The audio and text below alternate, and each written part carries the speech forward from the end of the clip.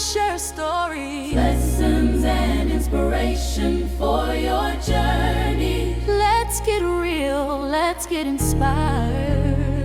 This is Real Life Talk, right? We are here today in a different environment altogether. We have a wonderful thing to discuss or to talk about. Mainly, it's not going to be me doing the talking, but it will be Lady C, talking about very interesting things. And I want you all to hear her out. Over to you, Madam Lady C. Hi everyone, it's always a pleasure to have you back in real life, and we take real life with us every day. Our everyday life is real, right? And wherever we are sitting now is a real place. And I have something in my heart that I would love to share with everybody, and this can apply to any gender. It's not specifically for women or for men.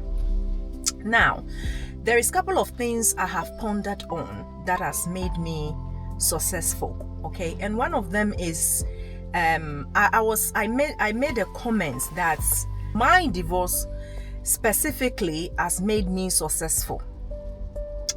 I know that sometimes when people go through divorce, it's always difficult, especially when you have kids, when you have business, how to raise the kids, and sometimes you become very resentful, very bitter, and you don't even want your partner to take part of shared custody or looking after the children. You want to do it all by yourself, because at the back of your mind at that point you become so selfish, self-centered. You're just thinking about just yourself alone, and you think you are the only one that brought the kids out, forgetting. Can I force you a bit? Yeah. Now, we want to know what is your topic and what exactly are you going to talk about? Okay, I want to share with you what I did that really made me successful after divorce. Yeah.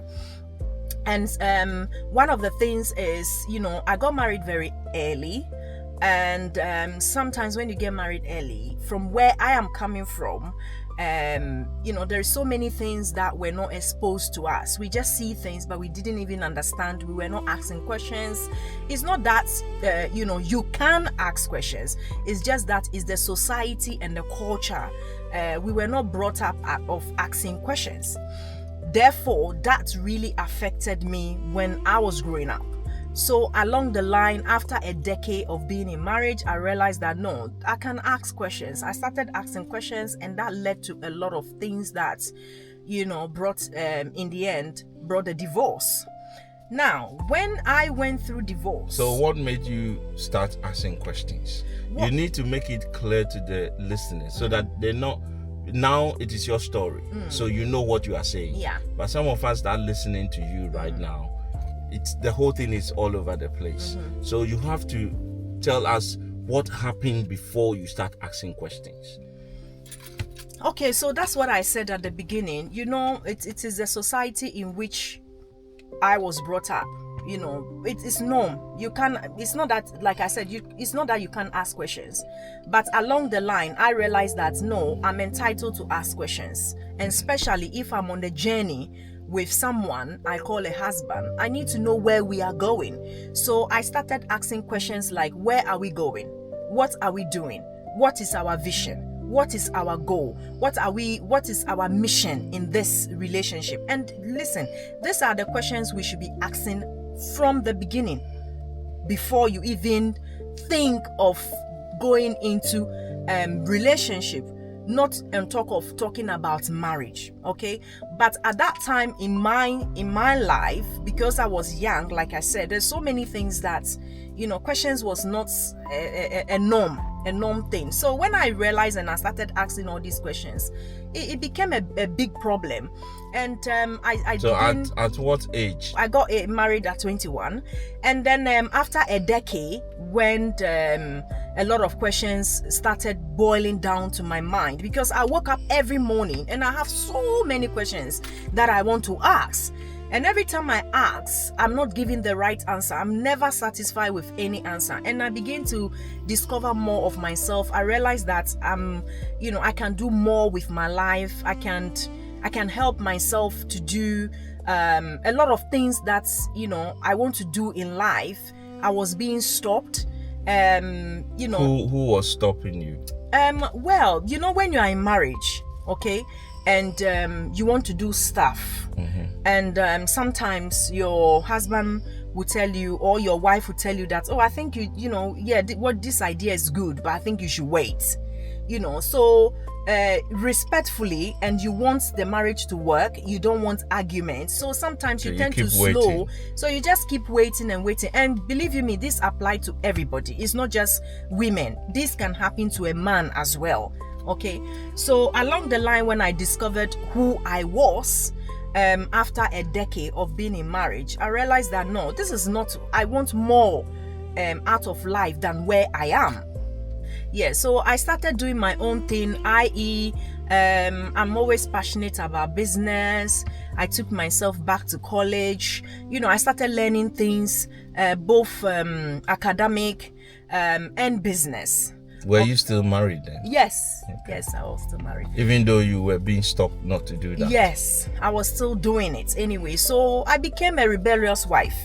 I became not submissive wife anymore, because you know, when you start doing things outside your marriage, then you are not submissive, isn't it? So it went on for some time, and I started, you know, selling. I started doing a lot of. So in your case, you were not going after men, you were not doing bad things, but you want to better yourself. Yeah, improve myself. Improve yourself. Yeah. So you went to college. You you started educating yourself. Yeah.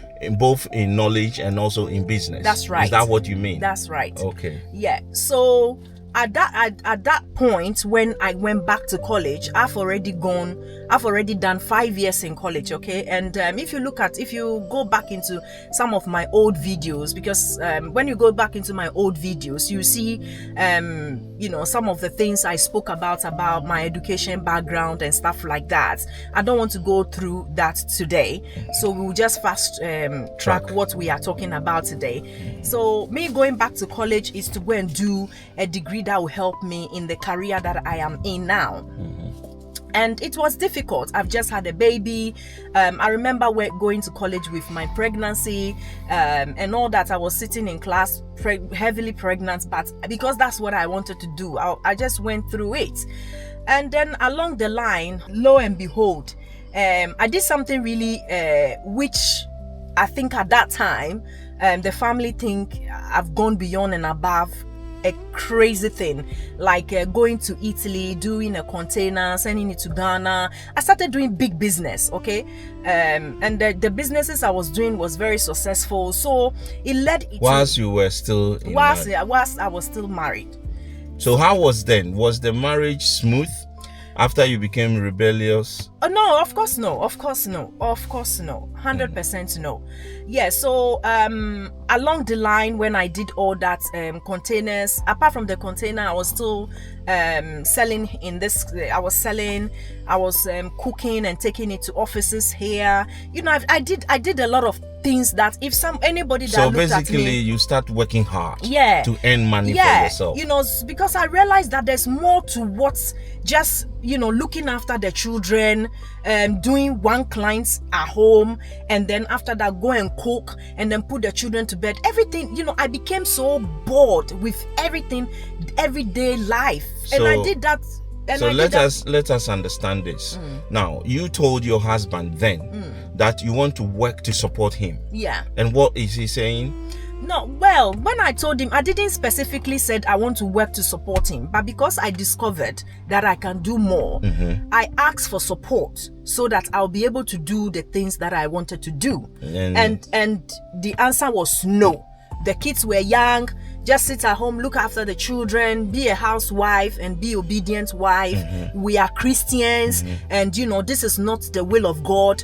You have to make sure that because I'm the man and allow me to take care of the family, you know, you can't step in a role as a man and stuff like that. But believe you me, at that time, there was nothing happening. It's just looking after the children, cooking your normal meal and going to bed. Pause. So in this case, was you and your husband financially okay? Of course no. So if he says that don't do this, I won't let my wife do that, and here and there, if he's financially okay and he's supporting everything, I think you should have listened to him. So was he okay or not? Okay. And were you struggling? Okay, so that's why I said everything that was happening was just like I got bored with everything. Okay, and the reason why I wanted to do all those things because I realized that he is struggling and financially, and he's not the type of person that will come and tell you or sit with you. And this is where I'm going right now with my topic today, that if you are in marriage and you can't talk about your difficulties. Finish that bit before you jump to communication, because what you are coming to talk about is communication. Yes. So I want me and the people listening to you to be clear and understand where you're from. Yeah. Otherwise, we will judge you. We will say you didn't do well, you didn't do it right. Well, so before us to know that you left your marriage and that led you to become successful in everything you've done and still doing, we want to establish the fact that you got the marriage dissolved because of this ABCD. Yeah.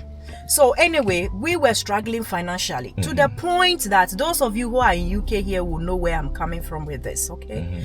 We had bailiffs packed our house. When I'm talking about packed, I don't know if you've had the bailiffs at your door before. Okay, and those who are in Africa, any country, you will know when debt collectors comes after you. In Ghana, for instance, if you own people, they will put you in jail. Yeah, if you own somebody, the person can get them to come and arrest you, and you'll be in jail, and your family has to go and fight before you can pay that money. And sometimes we have companies in Ghana now that when you own them, they come and take everything that belongs to you. In UK here, we call them bailiffs. When you own a company or you own anybody and you are not paying, they take you to court. Court gives the authorization for your house, everything in your house to be taken and they can take it and they can auction your stuff. So we went through that once, and then we went through that second time. But the second time I did not allow them. So I sat down and I had a conversation that why don't I go and look for like a 9 job, or maybe you go and do a Saturday job. So do Saturday job, let me do 9 job, and let's try and clear. And I'm talking about debt. When we talk about debt, it was up to our forehead. Okay, it was so bad that sometimes you can't afford anything. The bills were piling up.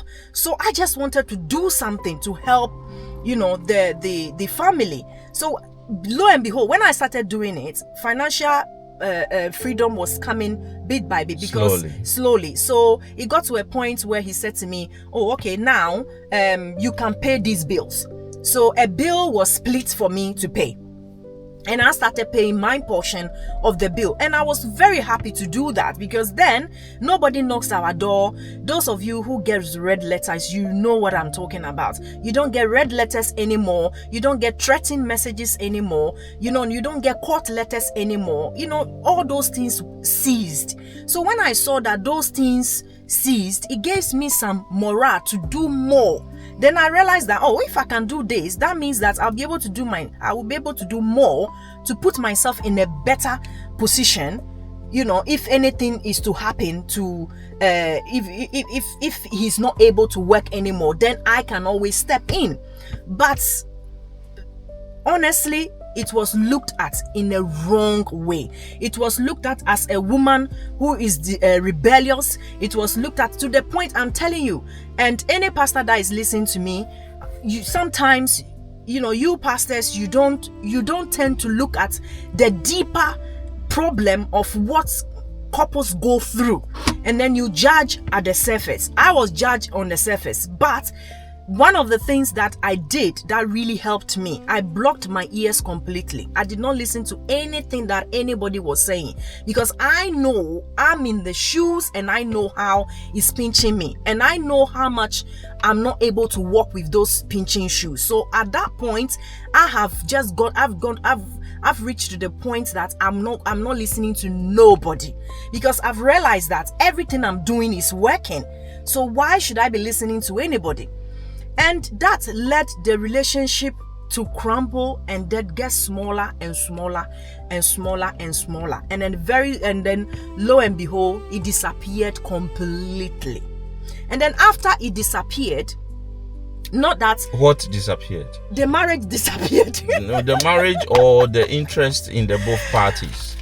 Because you were still guys living in the same We house. were living in the same house. Yeah. So that's what I'm saying. The relationship crumbled. So to bring this thing back, you started talking about you going to Italy to do containers. Yeah. Now, it got to a point you once told me, I've not heard most of these stories that you are saying, but you once told me that your former husband told you that you were too clever. In marriage, what I've realized is that there is a lot of things that your partner or your husband or your wife will be saying to intimidate you, okay?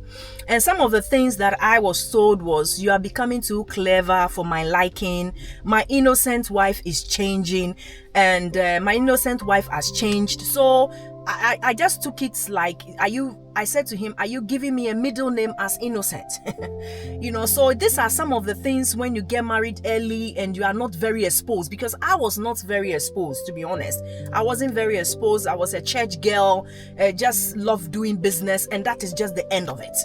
Any other thing is just not my business, okay? So you might not be in the position that I am in now, but the question I ask myself is that I got married when I wasn't very exposed. So what is happening with people now that are very exposed, very knowledgeable, and they still go in marriage and they don't succeed? What is the problem? That's the question. And this is what has, inspired me to talk about today's topic, that what is going on with our world today. As much as we know, we are very knowledgeable. We know now, we know everything.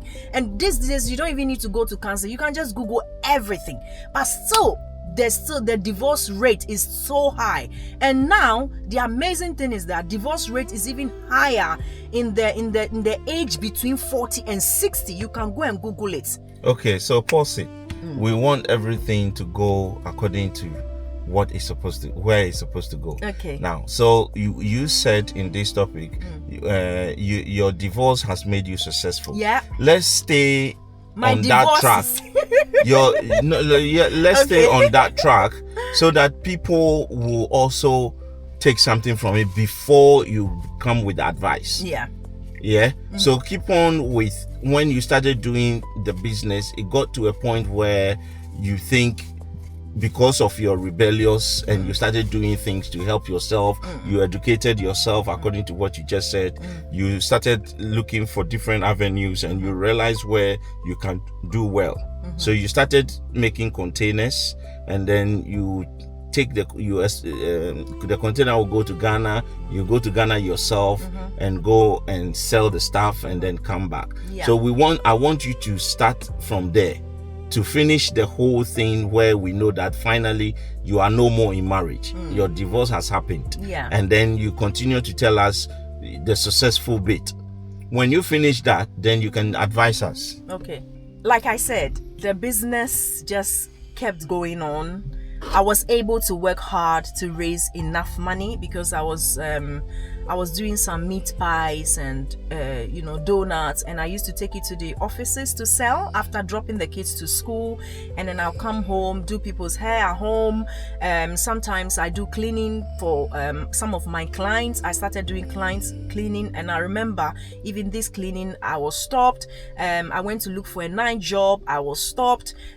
So I decided to then do something different. So I started going to Italy. I'll buy things. I started buying things from Italy, taking it to Ghana. One of the things I did that was really big was doing a 40-footer container to Ghana, selling spare parts, balloon ties, and a whole lot of things to do with cars. Anyway, I took a couple of cars home to do taxi and things like that. And that made me very, very successful. I was still in a marriage at this point. I'm doing my own thing because I've been stopped for so long, and I thought, no, this is my time now. I just need to get this done. And then lo and behold, I went to Ghana. 2013 I went to Ghana, came back, and I was locked out of my house. I was not allowed to go into my house because I've gone and done business. And now, completely, I've been told that a divorce has already been filed. It's not me that filed the divorce. So what do you mean? What do you mean you were not allowed to go into? I was your not house? allowed to go into the house because the lock were changed. So I went to Ghana for 4 weeks to sell my items and come back. So I came back and the lock was changed. I was not allowed to go into the house. We went to have a couple of family meetings. So where did you sleep then? I when went you to a hotel. Oh. So that night I went to a hotel and I stayed at the hotel for like a couple of days whilst the issue was being talked through families and pastors and leaders and you name it. It was a big thing, you know.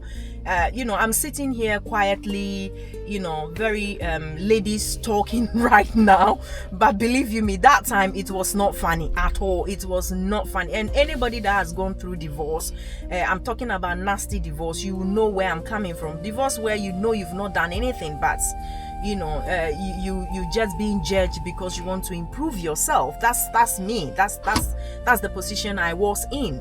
So I didn't see that I'm doing anything wrong. All I asked for support, but I never got it.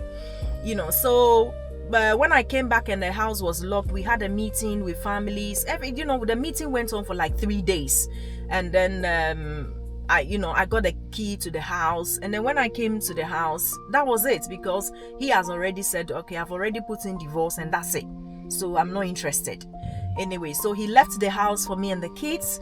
And then how many kids were you? 3. I had the 3 kids. My last one was 3 years old. Today she'll be 17 next month. So, and I was still young, remember? I was still young with the 3 children. All of them were under 10. So I have to stop my international business and then focus on the small business that I had here.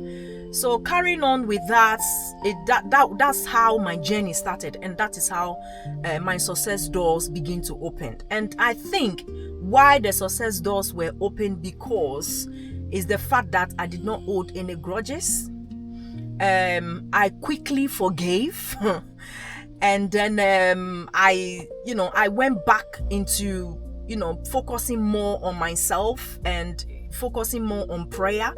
And one of the things that I used to pray, and I say that if God speaks to people, and people will be like prophets and everything, we all God's children. So I want God to speak to me. I want God to tell me what to do. I want God to direct me. So at that point, you won't believe it. Some of the things I used to do, I used to pray a lot for forgiveness for both of us, that, we both done wrong. We both gone wrong, because it takes 2 to tango. Maybe, who knows, maybe if I didn't do my international business, maybe if I didn't do all the donuts and whatever, maybe if I didn't bother to go and look for jobs for him to stop me and everything, and I just sat down as an obedient wife, maybe I would have still been in that marriage, and it would have been like 26 years in marriage. Okay, so what I'm saying is that I became very, very successful after that divorce, and I never looked back, and I never hold grudges against him, and I never stopped him from seeing the children.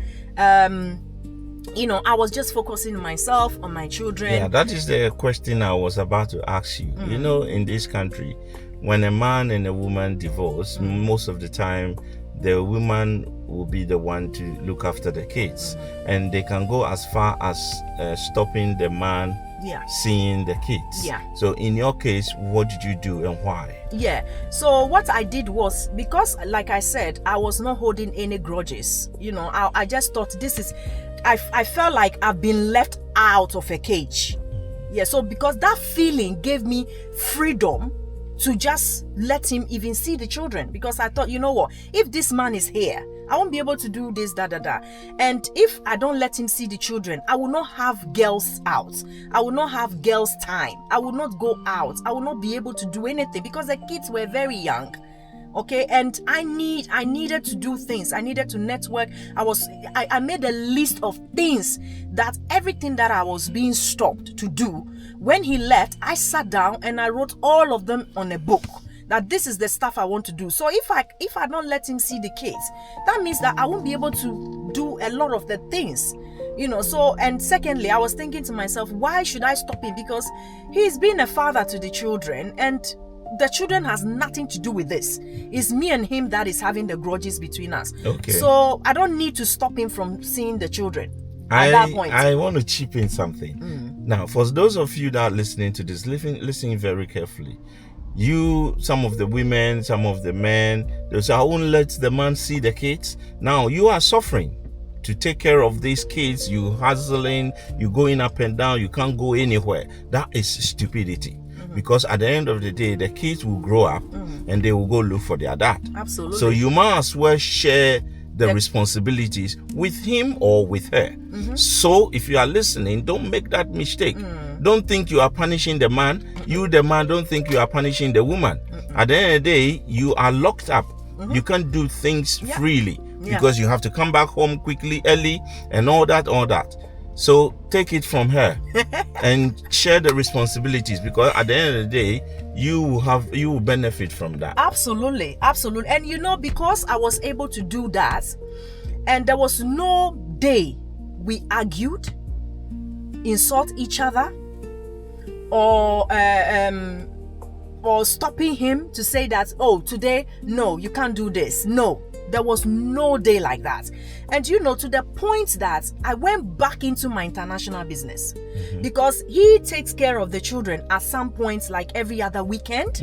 So because of that, whenever I want to travel to go and do my international business, I will tell him in advance, I want to go away so and so time, and he's happy to look after the children. So this is what I'm talking about, because then the children, they don't have any resentful against me or against their dad. However, the children will be manipulated or in some ways, because when you separated, sometimes these happen. And one of the things I did not do is that there's no single day the kids come back that I ask them, what did your dad do? What did you eat? I never ask them, because my point is that there's no way he will not look after the children. There's no way he will not feed them. And if that is the case, with time, the kids will find out themselves. So I don't need to be polluting the children. So please, if you are a woman, do not pollute your children. Do not tell them about what their dad is good at, what their dad is not good at. They don't need to know all that. Believe you me, they will find out themselves. And I'm talking from experience. That's not what we are talking about today. That's another topic for another day. You don't need to tell the kids anything. The kids are kids. But you know what? The kids we have these days, they are not the kids that we were when we were growing up. Okay, so let's recap. Now, you educated yourself. You check yourself and you realize that I don't have knowledge of this. I don't have knowledge of that. So you educated yourself. You went as far as going to the college. You learn how to read properly, to write properly, to understand business properly, and then you started your business. So by the time you got divorced, by the time you got kicked out, you already have started doing something. And that is what you did up to now. So including you are a hairdresser, you own a salon with people working for you. So understandably, you are successful. Now, before we came in here, you told me few things that you think it's not marriage. The way we understand marriage and how you understand marriage, or how marriage is supposed to be, you have a lot to say about that. Yeah. So let's jump into that. Okay. And I'm not going to be stopping you. Okay. Only when I'm not clear with something. Of course. All right. Because if anybody that is listening to me out there is not clear and you are with me right now, I'm sure you'll be asking me the same questions. Okay. And don't hesitate. I always say that it's just a phone call away. Give me a call. Just put comments on there. Yeah, just put comments. Send a text message. And I will always come back to you. Yeah. Now, the way I see marriage, Lasampa, that's not how marriage is now. And I have a big problem with that. So, if I ask you today, what is marriage? What would you tell me? I'll say marriage, in a word, there's a word in English called merge. Okay. So this merge, you take one plate, you take another plate, you put together in the same thing. in one container. Okay. So it's merged. Yeah. It's put together. If it is magnet, you will say magnet and steel. They clip together. So marriage is two people coming together to agree to live their life together. So it's merged. They've merged. It's like business. Yeah. Where one businessman, another businessman, or a businesswoman, they decide to come together and do the business to make it work. Okay. So that is the definition of marriage. I don't know what your definition is, but this is my problem I'm having now. We are believers, okay? Those of you who listen to Real Life knows that we are believers. We are, and when I'm talking about believers, we are Christians, to put it in brackets. Now, those of us who believe in Bible, but we don't go to church. I know some of you listen to us as well.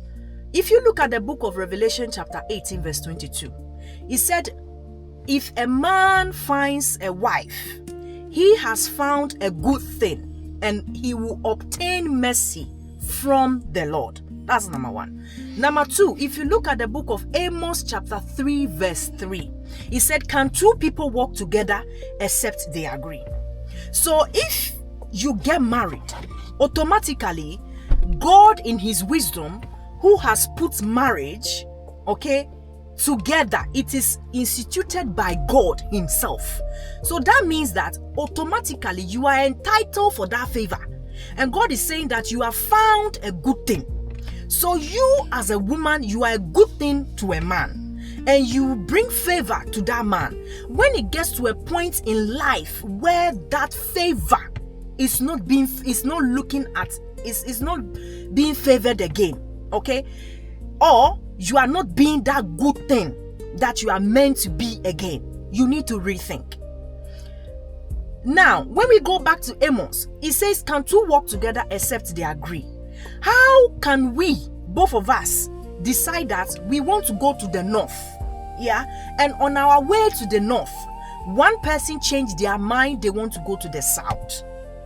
Do you really think we are going to make this life? Or at the back of one person's mind, I really want to go to the south, but she's saying we should go to the north, or he is saying we should go to the north. That is the point you voiced out, so that you can work together to the mission in which you accomplished. So in marriage, what I have learned or what I have observed is that if anything you are doing in your marriage, it has to make sense. The moment it does not make sense, begin to sit down fast and start talking about it. Do not sweep things under the carpet, because the moment you start sweeping things under the carpet, believe you me, the carpet will become so high that anybody that is coming from distance will see that this carpet is not flat. And that is why sometimes we can see from our friends' marriage that something is not quite right. They are not at home with you, but they can see there's something not right. Okay, so you continue. Remember where you left off. People, we're not talking about this marriage where a king have like 5 wives that you just go and marry. You have no say, you have no authority. We are talking about a proper marriage. A proper marriage that is ordained by God. Like when a man and a woman, they meet and they agree. They say, we want to spend our time together. Yeah. We want to make a life together. That is what we are talking about. Because most of you have not married a king. Somebody didn't just pick you out from somewhere and said, you are beautiful or you are hungry, I will feed you, marry me. We are not talking about that. So if you are in your marriage where a man saw you somewhere and proposed to you and say, I love you, I like you, I want to spend my life with you, and you agree, he agrees, and you go, you look the family together, everybody came together and you got married. It means that you have become team, you have become one, you are merged. That is why you are married. Now from that day on, you don't do things on your own. You don't think for yourself again. You think for two. That is what we are talking about. So the moment you see that you are planning to build a house in north and the woman is planning to build a house in south, when both of you go back home or your country or where you are, where are you going to stay? Because everybody is now doing their own thing. So just a little bit to throw it to you out there.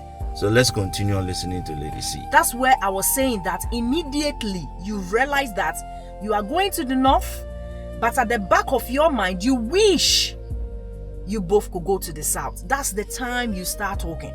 Do not let it slide.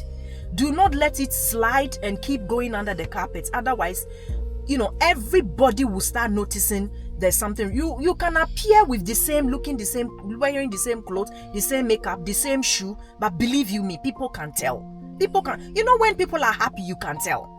And when people are not happy, you can tell.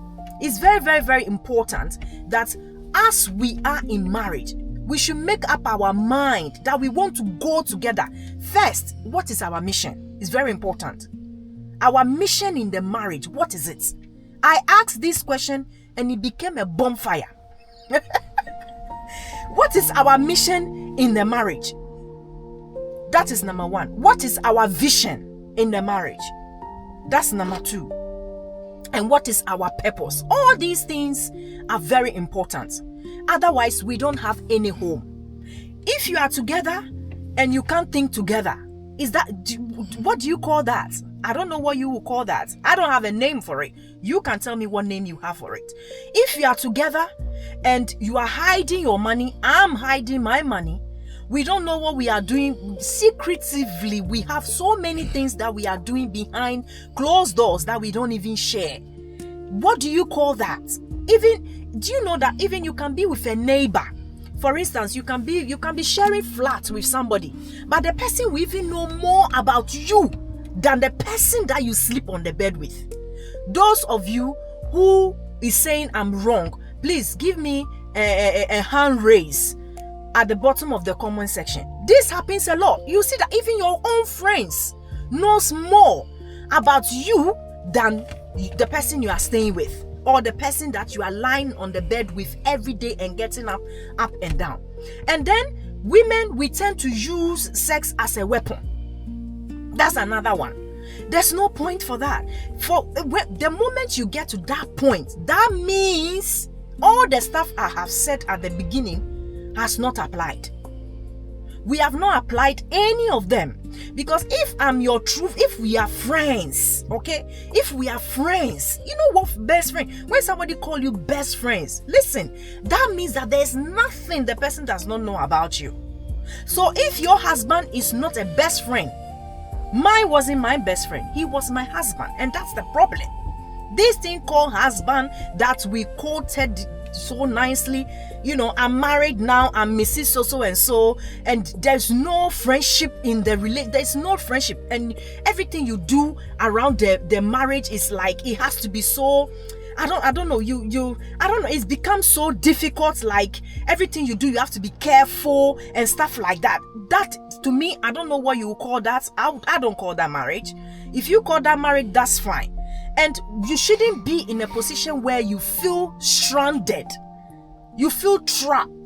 At that point, believe you me, you are trapped. The moment you feel like you are managing, you are trapped.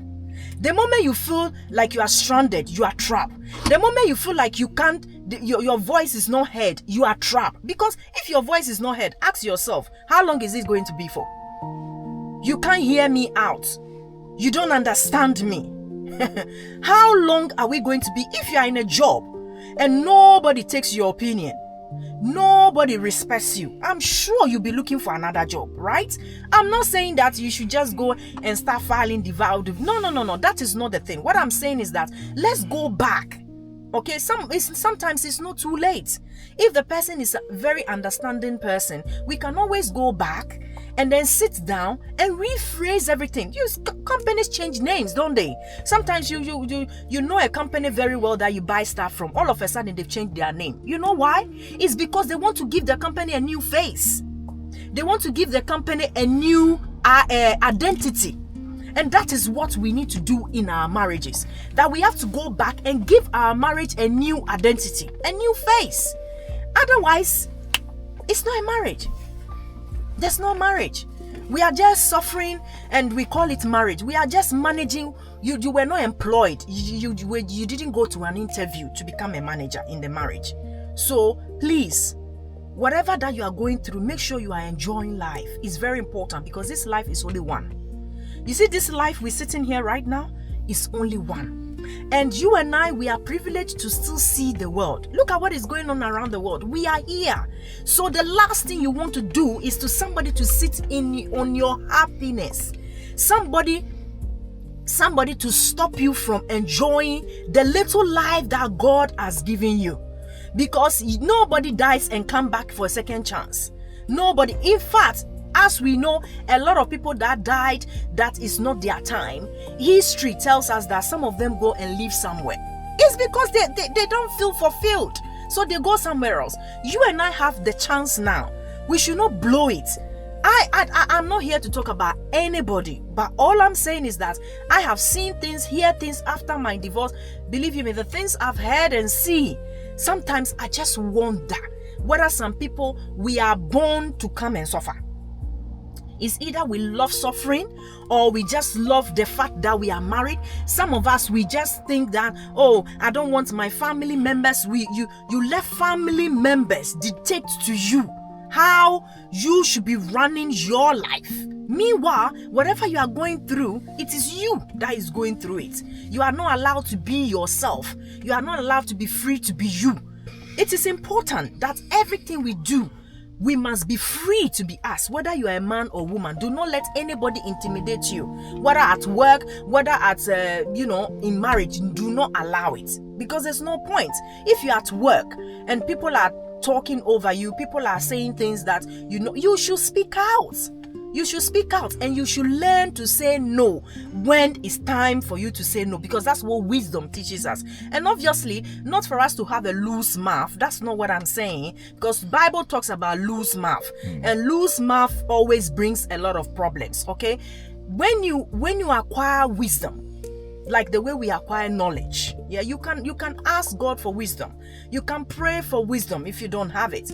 Let's pray for it, because it's important. That will help us to take the steps that we are supposed to take. It will help us to say things that we are supposed to say, and not the things we are not supposed to say. Because sometimes I know we women, our mouth is so huge that when we start talking, in fact, if they don't open the door, the whole voice will just swallow the person that you are talking to. I know sometimes women, we can talk a lot, and we can't, we say things that aggravate men.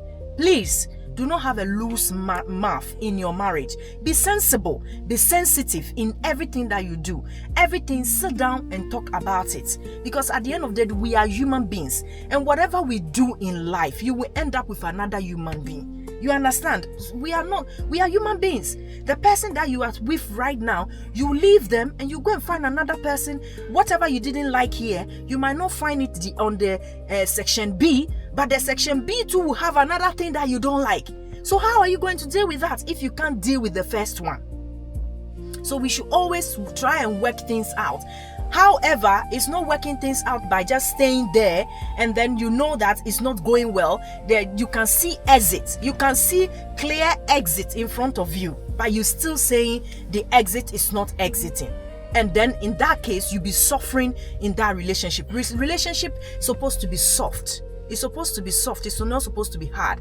The moment it becomes like a chore, the moment it becomes hard, the moment it becomes tough, the moment it becomes difficult, the moment it becomes stressful, the moment it becomes headache, then you know that is the time you should be packing into your suitcase and be exiting, because there's no point. And remember, whatever we do, those of us with children, I'm talking from experience. Whatever you do, it will affect your children, whether you like it or not, because children are the vulnerable ones that always takes this with them in their next relationship. So please, let's make sure that everything we do, we'll be cautious about our children. Be cautious about them, because at the end of the day, whatever you guys have and whatever, crazy stuff that is going on between you, please do not let the children see any of that. And I think this is some of the things that we were prevented from. You see, our parents, do you know what? I didn't even know that my mom was going through tough time in marriage until I got married. Thank God she was alive and she told me and taught me a lot of things. These are things we never saw. I don't know how they did it, but these days we can't hide it. We even rub it on the children's face, and it affects them. And then when they grow up, your man is slapping you here and there, your woman is slapping you here and there. Your children are standing there looking at it. You talk to your man as if he's a house boy you brought to the house. And then you expect your children. You have a son. These are things that I think about a lot. I always tell myself that I've got a son. I want another woman to treat my son well. If you start thinking like that, it's like a friend told me that he stopped chasing women the moment he had a daughter. Because he knows whatever he's doing, it could come back at his daughter.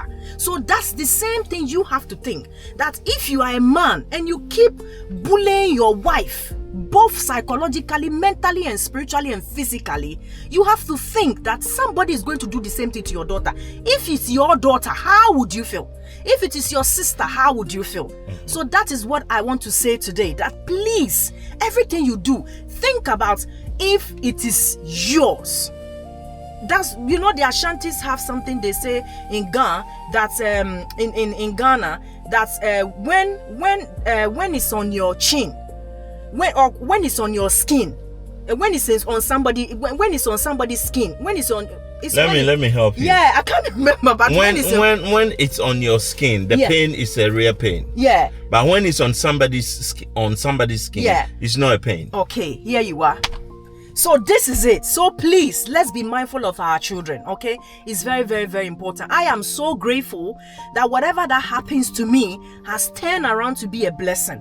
And if you can have the same attitude, I'm not saying you should copy me or do what I did, but in this world we learn from each other, and everything that has happened over and over. It is not a new thing. Whatever that happened to me is not a new thing. Whatever that is happening to you now is not a new thing. It's been happening, and you won't be the last person, you won't be the first person.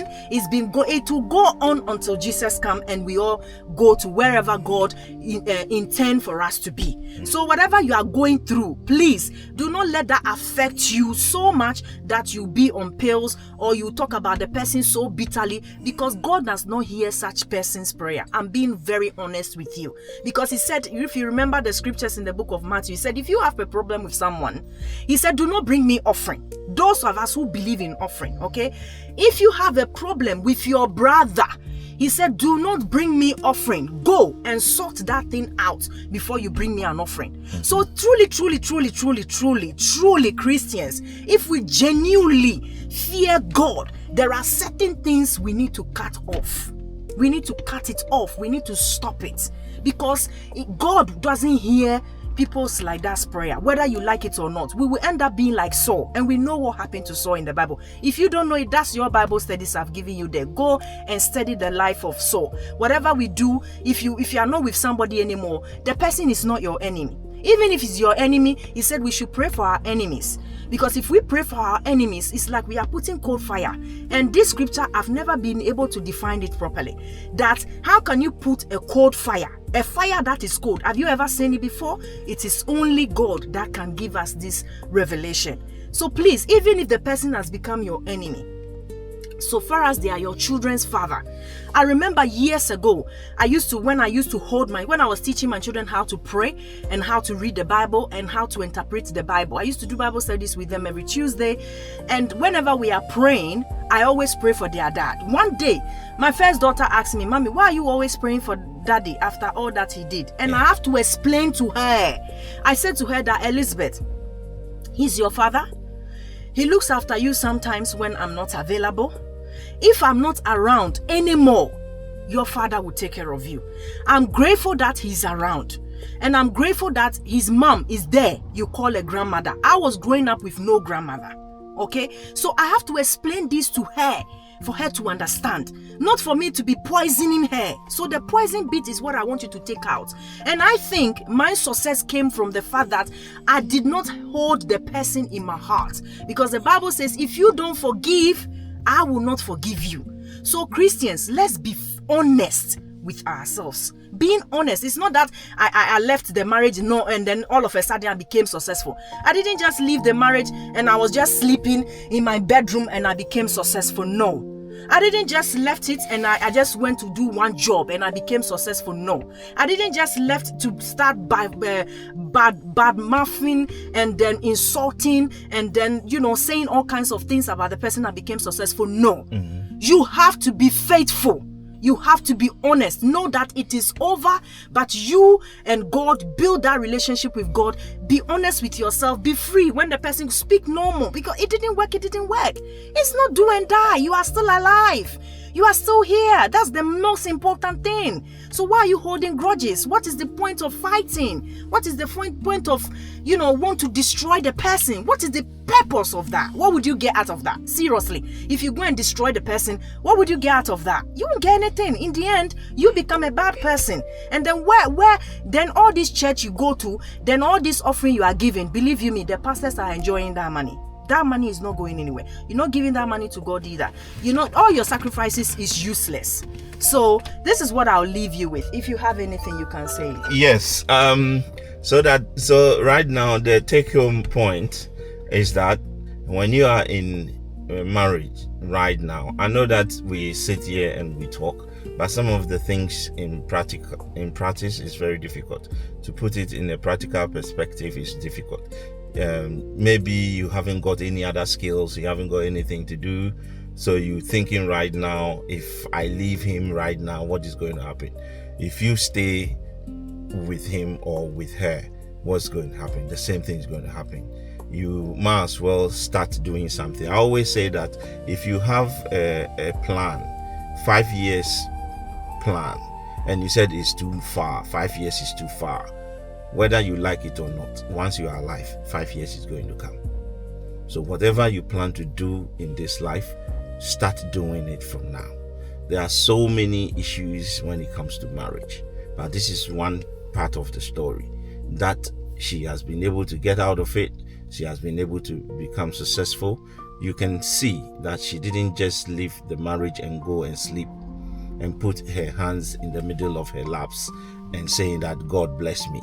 Or she didn't start wondering about churches, going to pastors to pray for me and all that. It's all, they say, the Bible says that faith without action is death, and body without spirit is also death. So think about it. The whole thing that we've sat here and talk about, it's your choice. It is up to you to make a choice. The moment you realize that you are not thinking the same with your husband, the moment you realize you are not thinking the same with your wife, she's doing something else, you are doing something else, nobody cares for each other again, the marriage is broken. No amount of people will come and call you and sit you down and talk will make the marriage work. It's broken. It's broken. I leave the rest for you to handle. So this is Real Life Talk. We come and talk about rare things. That's right. Yeah, rare things happening. Yes. So, real thing in real people's lives. Yes. Real things in real people's lives. You got 1 minute to wrap up. 1 minute is even too long. No, 1 minute is too long. I will just make it very, very short. It's always a pleasure, honestly. I know that I've spoken a lot, and if there is anything that you want to ask me questions about, please feel free and let's talk about them. Yeah. Because we are here to help each other. Yeah. We are here to exhort each other and uplift each other. Yeah. So whatever happens, as I said from the beginning, we need each other.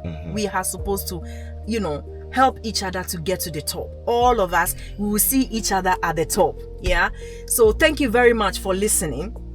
Today we decided to do all this in the car because we'll be doing that often. It's for your information, it's a less job for me. Because imagine in the studio, I have to set up all the cameras. Yeah, it takes about 2-3 hours. Yeah, so today is like, I'm enjoying it. Excellent. So we'll be doing more of this in the car, yeah? So, anyway, so thank you very much. It's always a pleasure to see the thumbs up, the well done, the what's not. It's nice. It's really, really, really nice to see some of my old friends from back home always giving me a thumb up and all that. It's so beautiful. it's so beautiful to see all of you coming up to encourage, to empower, you know, and that is what real life is all about. So we have brought you real life. Yeah, this is real life. Also, I want to say something quick for those of you that we share the videos with you. Yeah. You watch it and you forget, not deliberately, you forget to press like. Yeah. You know, after you've watched it, if you like it, press like. Yes, so most of the please. time you like it anyway, but you forget to press the like button. And also share it to your friends. You know, it And will then there help. is something on YouTube as well. It says hype or something. I think if you scroll your Yeah, you hype it. Yeah, you have to hype it. Yeah. I do you know what I recently I just think saw it's it. new. It's new. I literally So- just saw it recently. It might not be appearing to Yeah. everybody, but when it I did, think where you know where it says share, yeah, where it says you share, swap you it swap it, and you say hype. and then when you say hype. So, So when hype you hype it. it, so please hype Yeah, us, hype okay? it. It will, you know, So try that bring and more put stories us on your to way. a standard where people, Yeah. YouTube will share our videos to a lot of people. Yeah. Man, you are doing well, but we want you to do more. Yeah. Yeah, because some of the videos is like 150 views and all that. Please like it for us and keep Yeah. watching. We are talking real life in the real life people's life. Yes, that's another one. I like it. All right. Yeah. So thank you very much for listening once again. Please share and like the video, share with other people, and we will see you in our next video with our interesting topic again. Topic. Yeah, we've got an interesting topic coming up. We always say interesting topic. All the topics are very interesting, but you know, some surpass others. Yes. Yeah. Yes. Anyway, so thank you once again. And what do you say? Peace for now. Shalom for now. Okay. Oh, Thank dear. you. Remember, through life's ups and downs, keep the faith, stay inspired, and keep moving forward.